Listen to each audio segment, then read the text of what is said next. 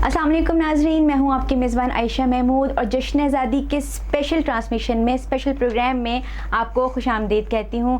मेरी और कोहिनूर न्यूज़ की पूरी टीम की तरफ से तमाम तर अहले वतन को 77वां जश्न यौम आज़ादी बहुत बहुत मुबारक हो।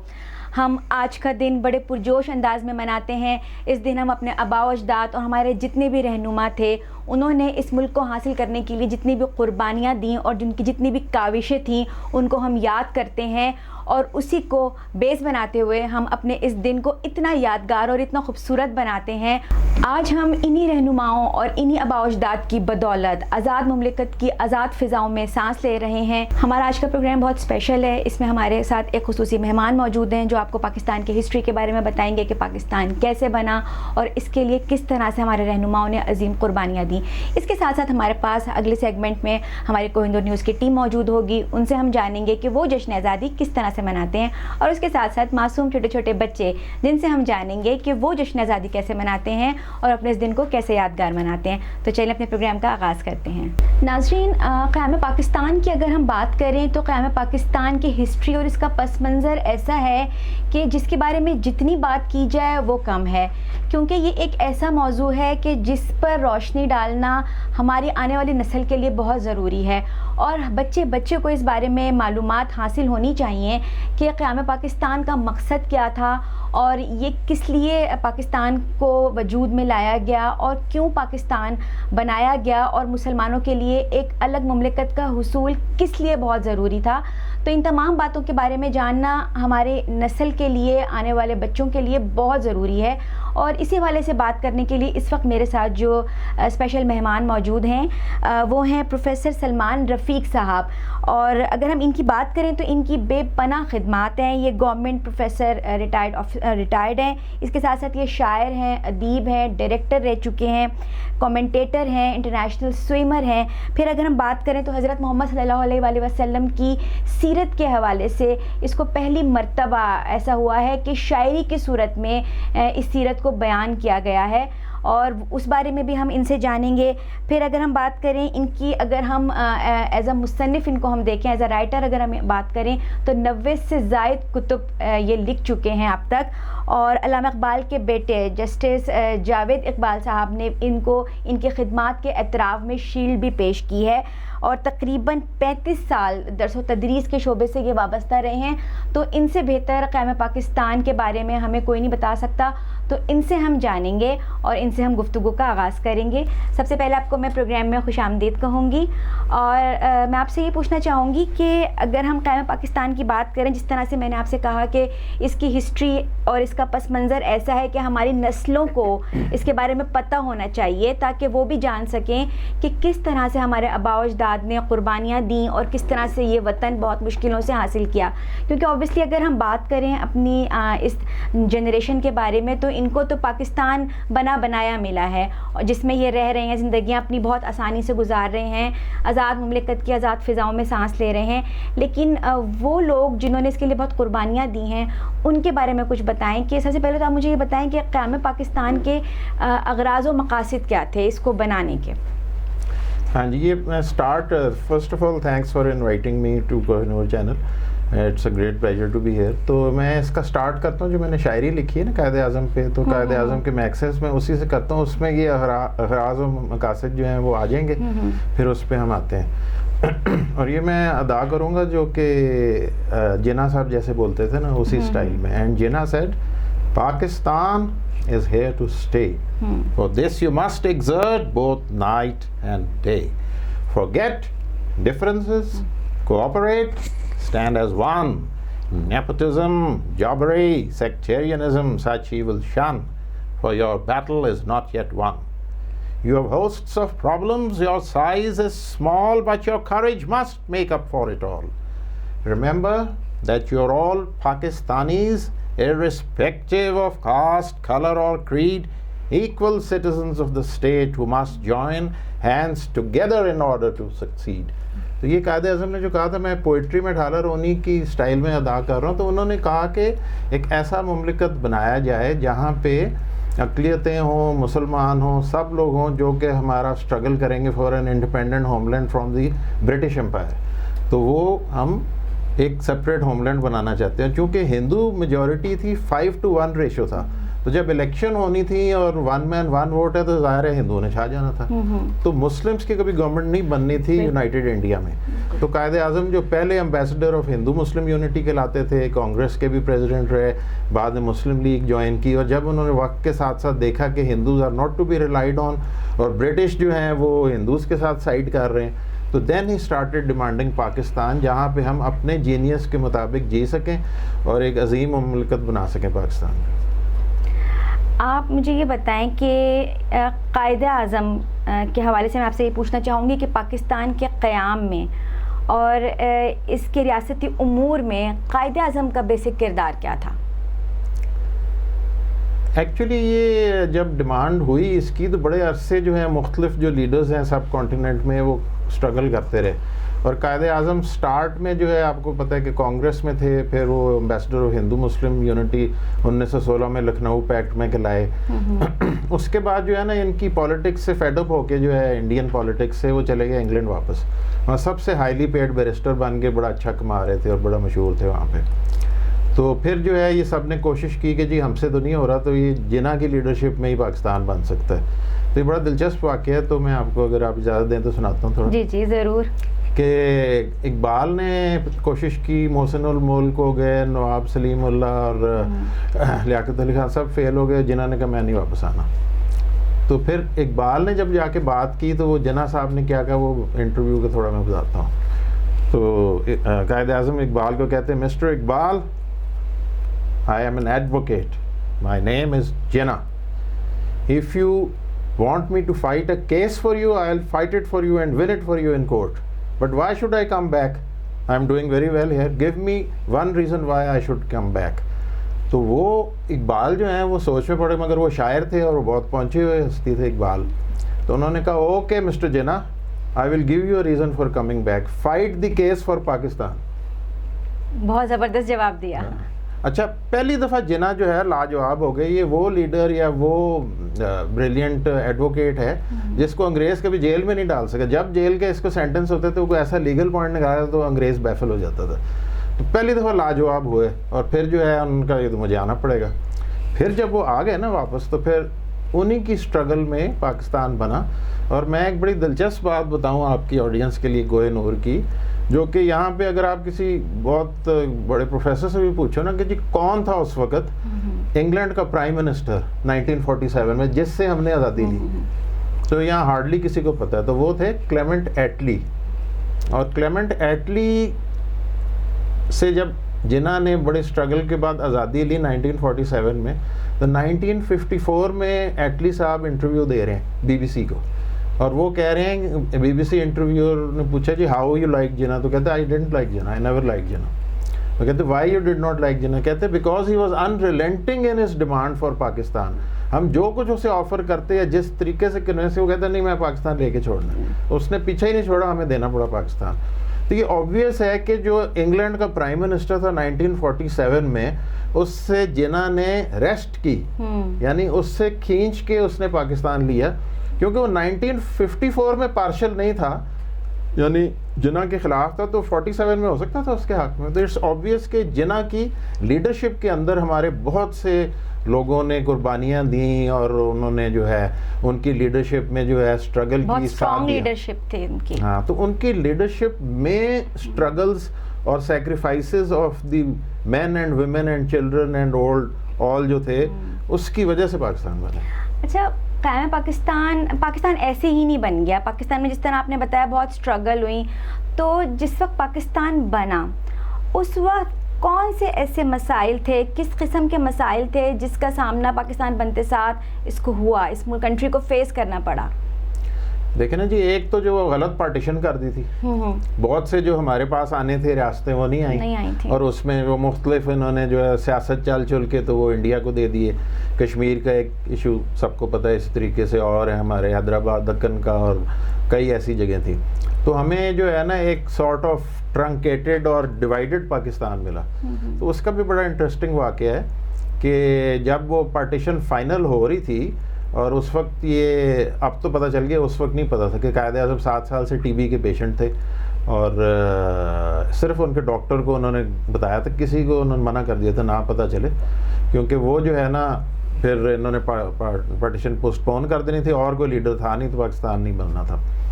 تو اس وقت جب جو ہے نا کسی نے پوچھا, بی بی سی کا یہ بھی انٹرویور تھا, اس نے پوچھا کہ جی do you agree to this partition, اس پہ تو جو آپ کے ڈیمانڈز ہیں وہ تو برے نہیں ہوئے, آدھے آپ کو اس سے مل رہے جو آپ نے ڈیمانڈ کیے تھے. تو قائد اعظم نے کہا I don't agree but I accept, مطلب کہ جو مل رہا ہے وہ تو لوں, وہ تو لیں. وہ کیوں؟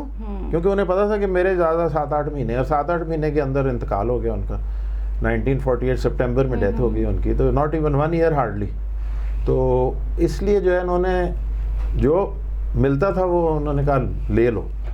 اب جب ہمیں دیا تو اب ہماری بات ہے کہ جس طرح ایک باپ ہے قوم کا, اور اس نے ایک آپ کو گھر بنا کے دے دیے اور اس میں ساری ریسورسز بھی دے دیے, اب ہم اس کا جو عشر کر رہے ہیں سب کے سامنے, تو اب ہم سب کو چاہیے کہ مل کے اور یونٹی کے ساتھ جو ان کے جو 3 ہیں نا وہ میکسمز, ان کو تو پکڑو اور باقی چیزیں بھی دیکھو.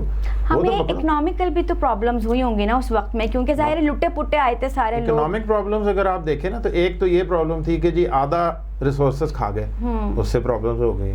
ریلویز نہیں تھیں, فوج نہیں تھی, آپ کو رولنگ سٹاک نہیں ملا تھا, آپ کو وہ پیسے اور جو اور ریسورسز جو ایک گورنمنٹ کو ٹرانسفر میں ملتے ہیں وہ برٹش نے, ہندوؤں نے کھا گئے, آدھے دیے یا کئی جگہ دیے ہی نہیں. تو فرام اسکریچ قائد اعظم نے سارٹ آف, اور جو ان کے ساتھ تھی ٹیم, سٹارٹ کیا. تو بہت بڑی سٹرگل تھی, اور انڈیا کہہ رہا تھا 6 months اس میں ختم ہو جائے گا, پاکستان نہیں چل سکتا, مگر ان کی اسپرٹ اور سیکریفائسز سے they enabled us to breathe in freedom. آج جو ہم آزادی کی ہوا میں سانس لے رہے ہیں یہ صرف قائد اعظم اور ان لیڈرز اور ان کے انڈر جو عوام کی سیکریفائسز ہیں اس کی وجہ سے. اچھا, وہ کون سے اہم رہنما تھے کہ جنہوں نے قیام پاکستان کے لیے جو قائد اعظم کے شانہ بشانہ کھڑے رہے اسٹرانگلی, اور ان کی ایفرٹس بھی ایسی ہیں کہ جو لازوال رہیں گی اور رہتی دنیا تک قائم رہیں گی؟ ہمارے آپ ناظرین کو بتائیں, خاص طور پر جو ہماری نئی نسل ہے اس کو پتہ ہونا چاہیے اس کے حوالے سے.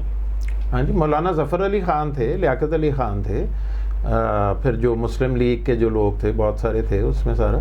جوہر بردر سے تھوڑا ان کا اختلاف تھا, مولانا محمد علی جوہر اور شوکت علی جوہر, حالانکہ ان کا بڑا نام ہے خلافت موومنٹ کے حوالے سے, مگر جناح صاحب کہتے تھے کہ جی خلافت موومنٹ آپ ترکی کو بچا رہے ہو, اور ترکی جو ہے آپ سے دور ہے, اس کا کوئی تعلق نہیں ہے, آپ خود غلام ہو اور آپ خلافت موومنٹ چلا رہے. تو جتنی بڑی موومنٹ ہو, دنیا کی عظیم موومنٹس میں سے ہو, مگر یہ ہمیں نہیں سوٹ کرتی. تو اس وقت پھر لوگوں نے بڑا ان کو تنقید کیا اور ان کو وہ پھر, مگر وہ انہوں نے کہا نہیں. تو ان کی بات سچ ثابت ہوئی قائد اعظم کی, کیونکہ ترکی میں ایک ترکی کا ہی بندہ کمال آتا ترک نے آ کے جو ہے نا خلافت کو ابالش کر دیا. تو یہ خلافت موومنٹ جو ہے وہ خود ہی ختم ہو گئی, کیونکہ خلافت کو ہی اس نے ابالش دی کیلیفیٹ. بالکل بالکل. اچھا, خواتین کے رول کی اگر ہم بات کریں تو اگر ہم آج کل کے زمانے کی خواتین دیکھیں تو وہ تو بہت لبرل ہیں, گھر سے باہر بھی نکلتی ہیں, تعلیم کے میدان میں بھی, روزگار کے میدان میں بھی. لیکن اگر ہم 1947 کی بات کریں تو اس زمانے میں خواتین کو اس طرح سے آزادی نہیں تھی, لیکن اس کے باوجود خواتین نے بھی قیام پاکستان میں بہت اہم رول پلے کیا. بہت بڑی بڑی خواتین کے نام ہیں جو ہسٹری میں درج ہیں کہ جنہوں نے پاکستان بنانے میں اہم کردار ادا کیا. کچھ ان کے بارے میں بھی ہمارے ناظرین کو بتائیں. آپ دیکھیں نا, وہ جو خاتون تھی بڑا مشہور ہے کہ وہ جھنڈا انہوں نے پارلیمنٹ ہاؤس پہ چڑھ کے گاڑ دیا تھا. اسی طریقے سے فاطمہ جناح جو ہیں وہ آؤٹ اسٹینڈنگ, انہوں نے شادی نہیں کی. یعنی ہر عورت کا ایک مین زندگی میں مقصد ہوتا ہے شادی, جو کہ نیچرل بھی ہے, اللہ کی طرف سے بھی ہے. یہ سپریم سیکریفائس دی اپنے بھائی کے لیے, کیونکہ انہیں پتا تھا کہ یہ سروائیو اکیلا نہیں کر سکتا. ایک تو ٹی بی ہے ان کو, دوسرا جو دن رات انتھک محنت, تو انہوں نے بڑا ساتھ دیا. تو اگر فاطمہ جناح کو نکال لیں تو قائد اعظم بھی سکسیزفل نہیں ہوتے. تو خواتین کا بہت بڑا رول ہے, اور پھر بعد میں فاطمہ جناح کو موقع ضرور ملنا چاہیے تھا یہاں پاکستان میں, وہ بھی پھر ہم نے سیاست کے نظر ہو گئی وہ ساری چیزیں. بیگم رانا لیاقت علی خان ہیں, بیگم رانا لیاقت علی خان ہے, تو وہ تو بہت بڑی لسٹ ہے. اور خواتین کا تو بلکہ قائد اعظم نے یہ کہا تھا کہ شانہ بشانہ مردوں کے چلنا ضروری ہے, کیونکہ اچھا یہ بھی انٹرسٹنگ بات ہے کہ اس وقت بھی اور اب بھی مرد کم ہیں پاپولیشن وائز اور خواتین زیادہ ہیں, بلکہ آلموسٹ 58% ہے, if I am not wrong, almost 60%. اور یہ تو لاکھوں کروڑوں میں چلے گی بات. تو وہ جو خواتین ہیں وہ جب تک قومی دھارے میں خدمات سر انجام نہیں دیں گی, اور وہ مختلف فیلڈز میں جیسے اب نکلنا شروع ہو گئی ہیں, اتنی زیادہ نہیں, دیہات میں ابھی بھی کم ہے, شہروں میں ایکٹیو ہو گئی ہیں آپ جیسے لوگ, اور جو کہ ہم پراؤڈ ہیں آپ کے بھی کہ آپ کام کر رہے ہیں. تو کام کرنا شانہ بہ شانہ with men of their country بڑا ضروری ہے ویمن. اقلیتوں کے تحفظ کے حوالے سے بتائیں کہ قائد اعظم نے اقلیتوں کے تحفظ کے حوالے سے کیا کردار ادا کیا, کیا کام کیا انہوں نے؟ ہاں وہ تو بہت انہوں نے کہا, مگر ان کی 11 ستمبر کی اسپیچ سب سے فیمس ہے اس بارے میں. اور ابھی جو میں نے آپ کو ان کی آواز میں سنایا تھا تو وہ انہی کی سینگس پہ میں نے وہ شیئر کیا تھا کہ remember that you are all Pakistanis irrespective of caste, color or creed, equal citizens of the state who must join hands together in order to succeed. تو وہی والی بات ہے کہ جی اقلیتیں کا تو انہوں نے بہت زیادہ دی ہے, بلکہ وہ ان کی 11 ستمبر کی اگر آپ اسپیچ دیکھیں تو اس میں ایک بڑی فیمس سیئنگ ہے, there will come a time when Muslims will cease to be Muslims, Hindus will cease to be Muslims, and you will be all equal citizens of the state of Pakistan. You are free to go to your mosques, free to go to your temples or any other place of worship. That has nothing to do with the affairs of the state. That is between you and your God. تو یہ اتنی زیادہ equal rights to minorities. جی ناظرین, ہمارے programme میں مزید بہار آ گئی ہے کیونکہ ہمیں اب جوائن کیا ہے ہماری کوہ نور نیوز کی سینئر رپورٹرز نے, ہبا عباسی اور سونیا ملک, اور ان کے ساتھ موجود ہیں معصوم چھوٹے چھوٹے پیارے پیارے سے بچے جنہوں نے بڑے کلرفل سے ڈریسز پہنے ہوئے ہیں جشن آزادی کے حوالے سے, گرین اور وائٹ کلر کے, ہاتھوں میں فلیگس پکڑے ہوئے ہیں, بیجز لگائے ہوئے ہیں اور بڑے خوبصورت نظر آ رہے ہیں. ان سے بھی بات کریں گے اور ان سے جانیں گے کہ یہ اپنی جشن آزادی کیسے مناتے ہیں. السلام علیکم آپ سب کو, کیسے ہیں آپ سب لوگ؟ ٹھیک ہے. اور آج 14 اگست منا رہے ہیں آپ سب؟ کتنے پیارے پیارے کپڑے پہنے ہوئے آپ لوگوں نے. کیا نام ہے آپ کا؟ میرا. 14 اگست مناتی ہیں؟ گھر میں جھنڈیاں لگائی ہیں آپ نے اپنے؟ نہیں لگائی. جھنڈا لگایا ہے؟ جھنڈا لگایا ہے. اور آپ کا کیا نام ہے؟ اتنے پیارے پیارے تو کپڑے پہنے ہوئے ہیں آپ نے. سونیا آپ کیا کہیں؟ سنجیدہ بچی. سونیا آپ سے بات کرنا چاہوں گی کہ 14 اگست ایک ایسا ایونٹ ہے جو ہمیشہ سے بچوں کے لیے بڑا فیسینیٹنگ رہا ہے, اور اگر ہم اپنے بچپن کے حوالے سے بات کریں, کم از کم اگر میں اپنے بارے میں بتاؤں تو میں تو بڑا ایکسائٹیڈ ہوتی تھی اور بڑے مزے سے 14 اگست منایا کرتی تھی, اور خوب جھنڈیاں لگانا, گھر کو سجانا, اور میں نے ایک شور مچایا ہوا ہوتا تھا جیسے اگست کا مہینہ شروع ہوتا تھا. تو آپ بتائیں آپ کا بچپن کیسا گزرتا تھا, آپ کیسے 14 اگست منایا کرتی تھیں؟ عائشہ آپ کا بہت شکریہ کہ آپ نے ہمیں آج کے اس پرنور ہم کہہ سکتے ہیں کیونکہ آزادی کا دن ہے اور اس سے بڑی نعمت ہو نہیں سکتی, تو آج آپ نے ہمیں انوائٹ کیا. آپ نے پوچھا کہ ہم نے بچپن میں کیسے یہ آزادی کا دن منایا ہے. کیونکہ میں اپنے بارے میں بتاؤں تو میں بائی برتھ پشاور کی ہوں اور بابا میرے آرمی ریٹائرڈ ہیں, تو ہمارا بچپن جو اسٹارٹنگ کا ہے وہ سارا ہمارا پشاور میں گزرا ہے. تو وہاں پر اگر ہم جشن آزادی کی پر بات کریں تو وہاں پر ہم کہتے ہیں کہ وہاں پر ایک الگ سی رونق ہوتی تھی, کیونکہ وہاں پر یہ ہوتا تھا کہ وہاں پر کیونکہ کینٹ میں ہم رہتے تھے تو وہاں پر ایک اس دن کو ایک اس کو بڑا دن کہتے تھے, اور وہاں پر پورا اس کا ایک پروگرام ہوتا تھا, کھانے بنتے تھے, اور ہمیں اس دن کا جس طرح بچوں کو عید کا ویٹ ہوتا تھا کہ بھئی عید آنے والی ہے, اسی طرح ہمیں 14 اگست کا ویٹ ہوتا تھا کہ 14 اگست آئے گی اور اس طرح ہمیں تیار ہونا ہے, ہم نے ایک بڑے پروگرام میں جانا ہے, کیونکہ وہاں پر ڈفرینٹ کھانے بنتے تھے, اس طرح پروگرام ہوتے تھے, ٹیبلوز ہوتے تھے, تو ہمیں بھی پارٹیسپیٹ کرنے کا موقع ملتا تھا. تو یہ ایک بہت بڑا دن ہمارے لیے ہوتا تھا. تو جب تک ہم پشاور میں رہے ہیں تو وہاں پر ہمارا جو بچپن گزرا ہے کہ وہ بہت اچھا تھا, اور وہاں پر ایک ہمیں چیزیں سکھائی جاتی تھی کہ ہم نے کیا کیا کرنا ہے, اس دن کو کیسے سیلیبریٹ کرنا ہے. ہم نے اس کلرفل کپڑے جیسے آج کل کے بچے بھی پہنتے ہیں, وہ بیجز لگانا, گھر میں ایون کہ گھروں میں جھنڈیاں لگانا, کیونکہ ہمارا کینٹ میں آپ کو بتاؤں کہ ہمارا وہ پورا کینٹ جو ہوتا ہے وہ سب ہلالی جو جھنڈیاں ہیں اس سے سجا ہوتا تھا, اور ہر گھر میں ایسا لگتا تھا کہ ہر عید کا سماں ہے. تو وہ وقت ابھی بھی میں بہت مس کرتی ہوں, ابھی بھی بہت جوش و جذبے کے ساتھ یہ دن منایا جاتا ہے. لیکن اگر اس وقت کی بات کروں تو وہ ایک الگ سی رونق ہوتی تھی, ایک الگ سا مزہ ہوتا تھا. تو ان چیزوں کو, اس بچپن کو میں اب کہیں جا کے مس کرتی ہوں, کیونکہ اب ظاہری بات ہے ہم فیلڈ میں ہوتے ہیں, ایون کہ جب 14 اگست آتی ہے تب بھی ہم فیلڈ میں ہوتے ہیں. تو وہ جو ایک آزادی کا دن جو ہماری خود کی خوشی کا دن ہوتا تھا کہ ہم سب کام چھوڑ کے وہ دن مناتے تھے, ان چیزوں کو ہم کہیں نہ کہیں آج بھی مس کرتے ہیں. हिबा, आप क्या कहना चाहेंगी, आप किस तरह से अपने बचपन में जश्न आज़ादी मनाया करती थी? सबसे पहले तो आपका बहुत बहुत शुक्रिया कि आपने इनवाइट किया आज के दिन, और ये एक बहुत बड़ा दिन है हमारे लिए.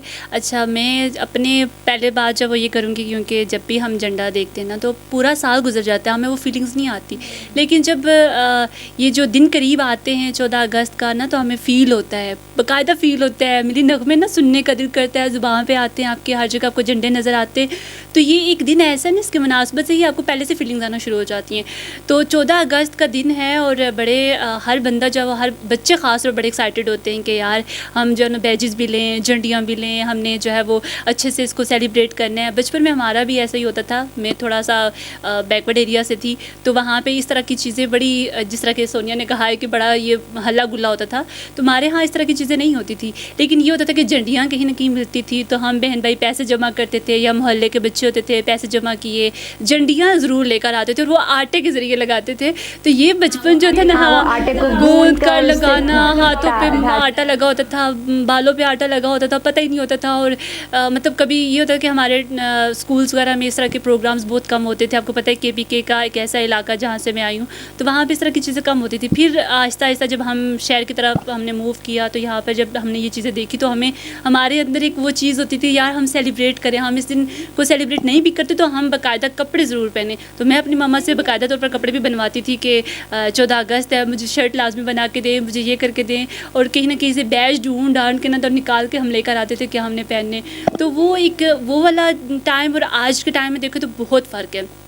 तब दूर दूर कहीं बाज़ारों में रश होता था, या झंडे और बैजेस वगैरह मिलते थे. हम तो सारे कज़न्स मिल के बैठ जाया करते थे और मिली नगमे गाते थे. इतना जोश होता था कि आपस में बैठकर और मुकाबला हो रहा हो कि अभी कौन अच्छा मिली नगमा गाता है. ऐसे ही होता था, क्योंकि त्यौहार भी, जब भी कोई त्यौहार आता था ना, या मतलब ईद कह लें या 14 अगस्त कह लें, तो सारे बैठते होते थे और अल्लाह गुला कर लेते थे. तो बाज़ औक़ात ये भी होता था कि हम स्कूल्स में जाते थे और बंद होता था स्कूल, और वहाँ जा कर ना हमने टैबलो करना, और जैसे हम टीवी में देखते थे, PTV आता था और वो शो कर रहे होते थे, तो हम भी वो शो होस्ट करते थे कि इसको बुलाना है, इसको बुलाना है, इसने मेरी नगमा करना है, इसने वो कलरफुल ड्रेस पहन के आना है, चारों सुबह को रिप्रेजेंट करना है. तो वो चीज़ यानी आपके अंदर बचपन से ऐसी सलाहियतें मौजूद थी. तो होता है, आपको पता है हर बच्चे में होते है ये चीज़. आप पाकिस्तान का नाम लें, आप चाहे पूरा साल कहते रहें कि पाकिस्तान अच्छा नहीं है, लेकिन ये जो डे है ना, जब आप इसको देखते हैं, अपने झंडे को देखते हैं, तो आपको ऑटोमेटिकली प्यार हो जाता है कि यार नहीं, ये हमारा मुल्क है. और मुआशी तौर पर हम कितने, हाँ ऐसा ही बिल्कुल जज्बा ऐसा है कि बस ना पूछे, जितना मर्जी हम पाकिस्तान से वो हो ना कि दिल बर्दाश्त हो जाए, लेकिन फिर भी हमें कहीं ना कहीं. क्या कहेंगे? हाँ, ये जो आपने अपना बचपन कैसे गुजारा? आप 14 अगस्त कैसे मनाते थे? हम तो 14 अगस्त में एक क्रिकेट मैच तो ज़रूर खेलते थे. अच्छा. Independence day match. अच्छा. और उसके अलावा ये सारी चीज़ें होती थी. मगर ये इन बच्चों को देख के हम इस चीज़ का हमें ज़रूर एक खुशी भी हो रही है, और ये कि इन्हीं बच्चों ने कल हमारी जगह लेनी है. बिल्कुल. इन्होंने मुल्क का निज़ाम चलाना है. तो ये बड़ा ज़रूरी है, जिस तरह आज का ये प्रोग्राम है, कि इनको एजुकेट किया जाए. बिल्कुल. बच्चों को कि कायदे आज़म के बारे में और इसकी अहमियत जो है 14 अगस्त की और सारी. और बच्चों, आपके लिए और कोहिनूर TV के लिए मैंने एक स्पेशल बच्चों की नज़म लिखी है पाकिस्तान पे. बिल्कुल, तो सुनाइए. वो थोड़ी सी सुनाता हूँ. वो बच्चों के टेम्पो में है. Pakistan, land of the pure, long may it endure and gain its rightful place at an increasing pace. Flag दें. With its green white banner unfurled, a leading nation of the world. तो ये बच्चों के लिए मैंने आज लिखी थी कोई ख़ास. और आप जो है ना, कायदे आज़म, अल्लामा इकबाल और हमारी 14 अगस्त, इसके बारे में बुक्स पढ़ा करें, और ये सारे जो आपके रहनुमा हैं इनसे पूछते रहा करें. बुक्स की बात आई है तो आप माशाल्लाह एक मुसन्निफ़ भी हैं और आपने बहुत किताबें लिखी हैं. ज़रा हमें उसके बारे में तो बताएं ताकि हम उससे भी मुस्तफ़ीद हो सकें. हाँ जी, मेरी 19 किताबें छप चुकी हैं, मगर 90 मुसवदे तैयार हैं, मैनूस्क्रिप्ट्स, but no way to print them. इतना ज़्यादा टैक्स पेपर पे लग गया है और इतने ज़्यादा महंगी हो गई हैं कि जिस तरह हमारे हमसाए ममालिक या अमेरिका में पेपर पे कोई टैक्स नहीं है, सब्सिडी, और राइटर्स पोइट्स को इनकरेज करते हैं. तो हमारी गवर्नमेंट को भी चाहिए कि राइटर्स पोइट्स को इनकरेज करें. अभी तक जो मैंने 19 किताबें लिखी अपने खर्चे से लिखी, उस पर नावल्स हैं, शॉर्ट स्टोरीज़ हैं, पोइट्री है, ड्रामा है. तो कुछ मैं आपको दिखा भी देता हूँ, जैसे कि ये है किताब. ठीक. اس کے بعد پھر آپ ہمیں اپنی کچھ پینٹنگز بھی تو دکھائیں. ہم نے سنا ہے آپ نے لکھا بھی ہے اور ساتھ ساتھ پینٹنگز بھی کی ہیں. کچھ اس پر بھی تو ہمیں روشنی ڈالیں ہم نے, تاکہ آپ کا ایک جو یہ کارنامہ ہے یہ بھی سب کے سامنے آئے.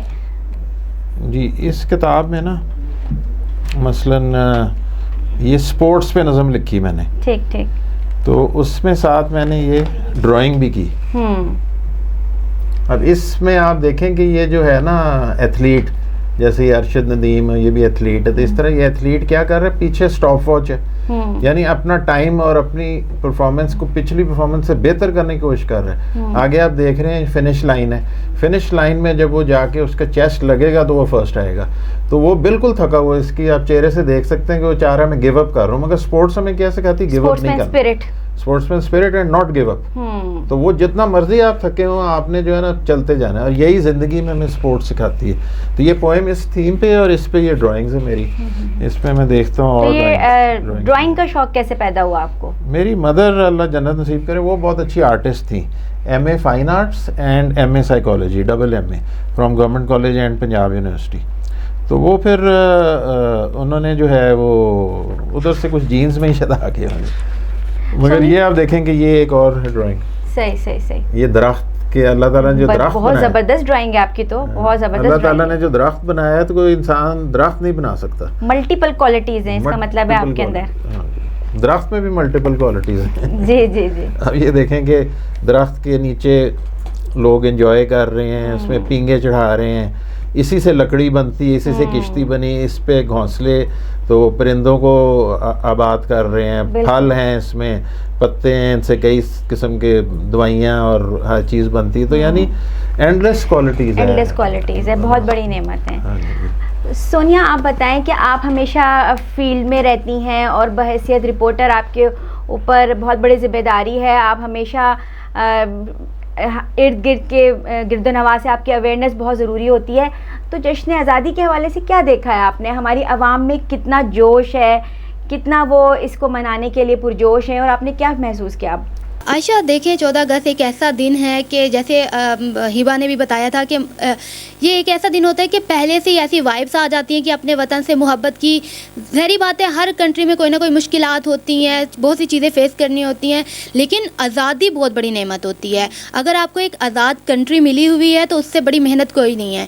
تو مطلب جب یہ آزادی کا دن قریب آتا ہے اور ہم چونکہ ہم فیلڈ میں ہوتے ہیں, 1 اگست سے لے کر ہم 13 اگست تک ہم نے فیلڈ میں رہنا ہوتا ہے, وہ ساری سچویشن بتانی ہوتی ہے, کیونکہ اس سے اگلے دن 14 اگست آزادی کا دن ہوتا ہے. تو 1 اگست سے لے کے اگر ہم 14 اگست سے پہلے کی بات کریں تو ہم دیکھتے ہیں کہ بازاروں میں کافی رش ہوتا ہے. اسپیشلی بچوں کے بارے میں بات کریں تو بچے جو ہمارے ہوتے ہیں وہ آپ کو جہاں پر بھی آپ کو یہ فلیکس کی شاپس نظر آئیں گی, اور مطلب اس طرح بیجز وغیرہ کی, وہاں پر آپ کو بچوں نے نہ بھی خریدنا ہو لیکن وہ وہاں پر سامنے آپ کو نظر آئیں گے. تو ہم دیکھتے ہیں کہ پہلے سے ہی یہ جو تیاریاں ہوتی ہیں وہ اسٹارٹ ہو جاتی ہیں, اور بچے بہت جوش و جذبے کے ساتھ باہر نکلتے ہیں, اور وہ اپنے موسٹلی میں نے دیکھا ہے کہ وہ اپنے پیرنٹس کو بہت فورس کر رہے ہوتے ہیں کہ ہم نے یہ لینا ہے یہ لینا ہے. ایون کہ وہ چیزیں پرچیز کر بھی لیتے ہیں تب بھی وہ کہتے ہیں کہ ہمیں مزید چاہیے. تو یہ ایک جوش و جذبہ ہوتا ہے, اور جیسے کہ ہم باہر نکلتے ہیں کہ ہمیں ہر اسٹریٹ میں, بازاروں میں, مارکیٹس میں اس طرح رونق لگتی ہے کہ ہمیں خود بھی وہ جوش و جذبہ ہمارے اندر بھی پیدا ہو جاتا ہے کہ یار آزادی کا دن آنے والا ہے. پھر ہم اسی انرجی سے ہم اس کو ہم رپورٹ کرتے ہیں. تو یہ ساری چیزیں ہمیں جب ہم دیکھتے ہیں تو ہمیں احساس ہوتا ہے کہ آزادی سے بڑی کوئی نعمت نہیں ہے. لیکن یہاں پہ میں ایک اور چیز بھی کہنا چاہوں گی کہ یہ چیز تو ہم دیکھتے ہیں, لیکن کہیں نہ کہیں اس چیز کو سیلیبریٹ کرنے کے لیے کوئی نہ کوئی کمی ضرور نظر آتی ہے. جیسے کہ ہمارے جو بچے ہیں وہ مطلب یہ چیزیں لینا تو پسند کرتی ہیں, فلیکس وغیرہ, یہ ان کو بھی مطلب ایون کہ ان کو اتنا پتہ ہے کہ آزادی کا دن ہے, لیکن ہمیں اپنے بچوں کو تھوڑی سی ہسٹری بھی بتانی چاہیے کہ مطلب کس طرح آزاد ہوا, آزاد کرنے والے کون تھے, اس کے پیچھے قربانیاں, کیونکہ یہ صرف آزادی نہیں ہے, یہ بہت سی قربانیوں کے بعد یہ چیز ہمیں ملی ہے. تو ان کی قربانیوں کو یاد کرنا, نسل در نسل ہمیں ان چیزوں کو ہم ساتھ لے کے چلنا, کیونکہ اگر ہم یہی جو بچے ہیں یہی آگے جا کے ہمارا مستقبل بھی ہیں, یہی آگے جا کے پریزنٹ کریں گے, تو ان بچوں کے اندر ابھی سے اویئرنیس اس بارے میں ہمیں لانے کی بہت اشد ضرورت ہے. ہم منا تو لیتے ہیں, ہم جھنڈیاں بھی لگا لیتے ہیں, ہم بیجز بھی لگا لیتے ہیں, لیکن وہ کہیں نہ کہیں وہ جو نالج والی کمی ہے نا, وہ مجھے آج مطلب اس بار بہت نظر آئی ہے کہ ہمارے جو بچے ہیں وہ جوش و جذبے سے منا تو لیتے ہیں, لیکن ان کے اندر تھوڑی سی نالج کی کمی ہے. بہت ویلڈ پوائنٹ ہے آپ کا, کیونکہ یہی ہمارے مستقبل کے معمار ہیں اور ان کو بتانا بہت ضروری ہے کہ پاکستان کتنی مشکلات کے بعد حاصل کیا گیا ہے. ہبا, آپ کیا کہنا چاہیں گی اس حوالے سے؟ آپ بھی تو فیلڈ میں رہتی ہیں اور آپ کا بھی بہت سارے لوگوں سے انٹریکشن رہتا ہے. آپ نے کیا دیکھا کہ اس وقت عوام پریشان ہے؟ کیونکہ آپ کو پتہ ہے ہمارے ملک کی جو کرنٹ سچویشن ہے, اگر ہم اکنامیکلی بات کریں تو ہم اس وقت اکنامیکل کرائسس میں آئے ہوئے ہیں, مہنگائی بہت زیادہ ہے, لوگ بجلی کے بلوں کی وجہ سے بہت پریشان ہیں, ہر چیز کی پرائزز اوپر سے اوپر ہوتی جا رہی ہے. تو آپ تو ایکسپیرینس کرتی رہتی ہیں, تو ایسے میں کیا لوگ پرجوش نظر آئے ہیں یا ان مایوسی کا شکار ہیں؟ دیکھیے, میں نے جیسے کہا تھا نا کہ وطن سے محبت جو ہے نا وہ ایک الگ ہی اس کا چام ہوتا ہے اور ہر بندے کو ہوتی ہے. چاہے وہ اگر کسی کنٹری میں کوئی بندہ رہ رہا ہے, وہ آزاد رہ رہا ہے, کھا رہا ہے, پی رہا ہے, اچھے سے اسے چیزیں جو ہے وہ اس کے رائٹس مل رہے ہیں, نہیں بھی مل رہے, لیکن پھر بھی وہ ایک کھلے آسمان تلے سانس لے رہا ہے, وہ سمجھ رہا ہے کہ میں آزاد ہوں. تو آپ یقین کریں کہ وہ بہت بڑی, جیسے کہ اس نے کہا ہے نا کہ وہ بہت بڑی نعمت ہے. تو آزادی واقعی میں ایک بہت بڑی نعمت ہے. اور زندہ قومیں ایسی ہوتی ہیں کہ اپنا کم از کم آپ جتنے مرضی کرائسس میں سے گزر رہے ہوں, لیکن اپنا جشن آزادی جو ہے, ہاں دکھ بھول جاتے ہیں. آپ کوئی بھی تہوار منائیں گے تو آپ بڑے خوش ہوں گے. جتنے بھی آپ جیسے کہتے ہیں کہ معاشی طور پر ہم کتنے کرائسس میں ہیں, لیکن یہ ایک بات ہے کہ ہم جب باہر جا کے وزٹ کرتے ہیں, اسٹالس پر دیکھتے ہیں, آپ دیکھتے ہیں رنگ برنگی. پہلے ہمارے بچپن میں صرف جھنڈیاں ہوا کرتی تھی, مشکل سے کہیں ملا کرتی تھی, وہ بھی وہ کیا کہتے ہیں کاغذ کی بنی ہوتی تھی, لیکن اب ہر طرح کے جھنڈے آپ کو اویلیبل ہیں. نظر آتی ہے, باجی آ گئے, اور جولری میں نے دیکھی, اتنی خوبصورت جولری مل رہی ہے ہر طرح کی بچوں کے لیے اتنے پیارے پیارے پرنٹڈ فراکس ہیں, نئے نئے ڈیزائن کے بچوں کے لیے, باجے, وہ واچز وغیرہ سارا, مطلب اتنی ساری چیزیں, ورائٹی آ گئی ہے, جگہ جگہ اسٹالس لگے ہوتے ہیں. آپ پاکستان کے کسی بھی کونے میں بھی اس وقت چلے جائیں نا, تو آپ کو سبز حلالی پرچموں کی بہار نظر آئے گی. اور یقین کریں کہ انسان جتنا مرضی غریب ہوگا نا, وہ جب اس طرح کا تہوار دیکھے گا نا, وہ ایک آزادی جو نا ویسے بھی آپ کے دل کے اندر سے نکلتی ہے. یار فیلنگز ہیں, کوئی بات نہیں, ایک بیج ایک جھنڈا تو ہم لے ہی سکتے ہیں.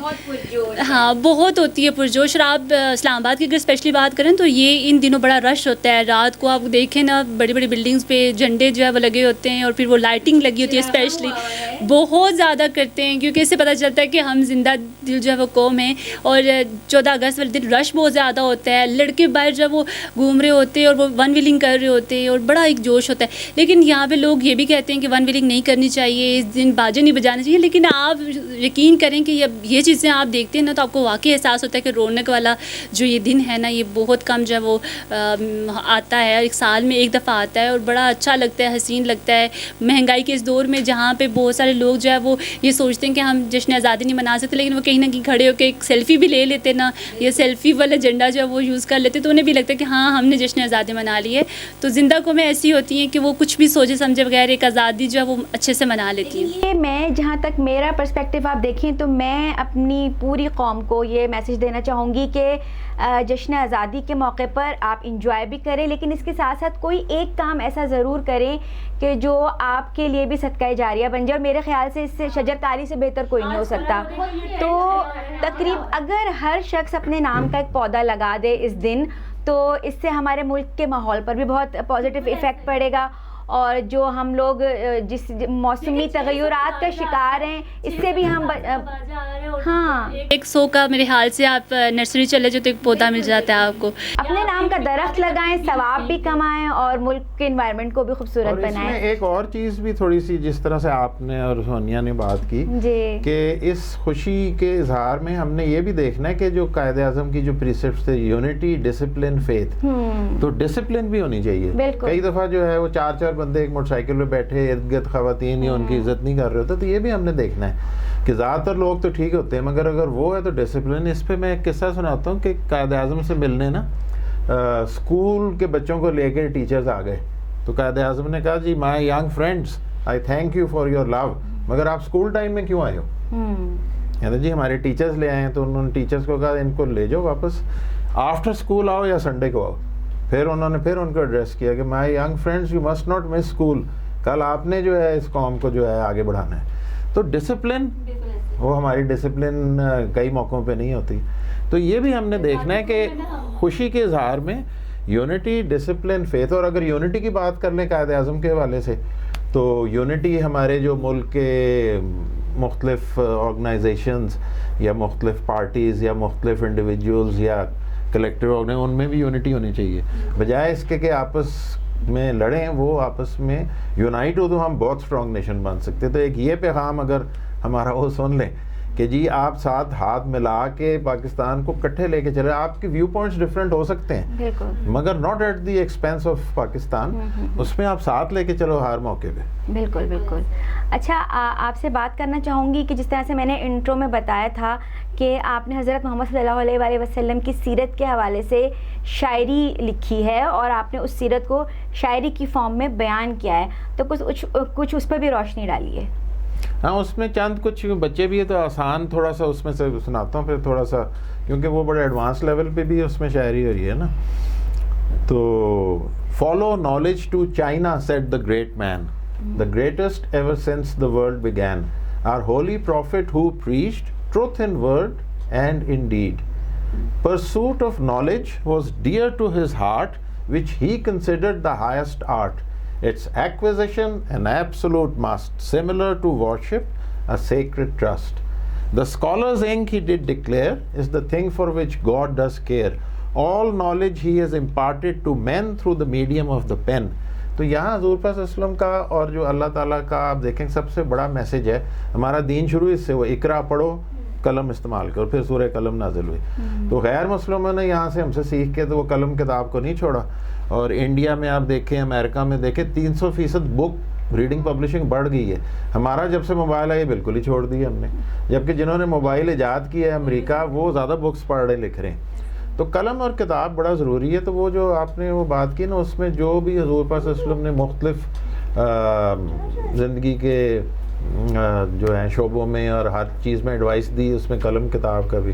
تو وہ میں نے نا پہلی پوئٹک بایوگرافی لکھی ہے حضور پاک صلی اللہ علیہ وسلم کی، دی سیویئر آف ہیومینٹی، یعنی دنیا کی تاریخ میں انگریزی شاعری میں کبھی کوئی کتاب یا بایوگرافی نہیں لکھی گئی۔